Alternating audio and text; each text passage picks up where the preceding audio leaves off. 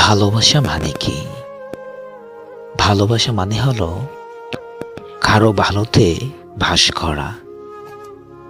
ভালোতে বাস করা মানে কি? খুব সহজ।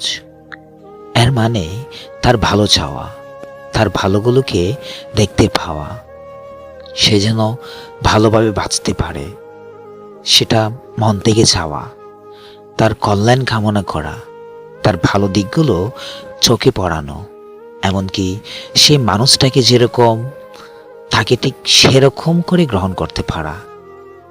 পুরো পৃথিবীকে এক পাশে সরিয়ে রেখে হলেও তাকে গ্রহণ করতে পারা। কাউকে ভালোবাসা মানে সেই মানুষটাকে আমরা জীবনে পাই বা না পাই, তাকে ভালোবেসে যাওয়া। সে যেন আপনার অনুপস্থিতিতে ভালো অনুভব করে। যে মানুষটা আপনার কথা ভেবে কিংবা আপনার উপস্থিতিতে ভালো অনুভব করে না, তার প্রতি আপনার সমস্ত ভালোবাসাই মূল্যহীন। হ্যাঁ, এটাই হচ্ছে ভালোবাসা। ধরা যাক কাউকে আমরা ভালোবাসি, তার সঙ্গে আমরা প্রেমের সম্পর্ক রয়েছে।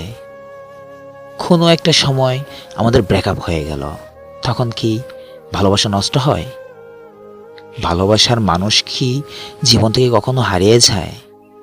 না, এটা আদৌ সম্ভব নয়। কেননা যখন আমরা তাকে ভালোবাসি, এই কথাটা যখন আমরা মুখে বলি শুদ্ধতম বিশ্বাস নিয়ে, তখন সেই ব্যাপারটা মন থেকে আসে। সে ব্যাপারটা একটা পবিত্র অনুভূতি, একটা বিশুদ্ধ অনুভূতি। এই পৃথিবীর সবচাইতে শক্তিশালী অনুভূতি এই ভালোবাসা। তাকে আমরা পাই কি না পাই, সেই ভালোবাসাটা হারিয়ে যাবার কোনো কারণ নেই। তাকে ভালোবেসে কিন্তু আমি আমার মধ্যে এক ধরনের শক্তি অনুভব করি, এবং এই শক্তির ফলে আমি নিজেকে ভালো রাখি। আমি তার ভালো চাই।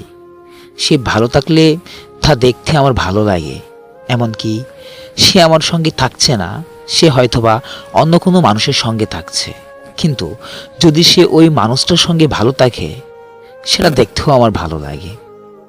যেই মানুষটা তার সঙ্গে আছে, তখন আমরা সেই মানুষটার মঙ্গল কামনা করি, সেই মানুষটার সমৃদ্ধি কামনা করি।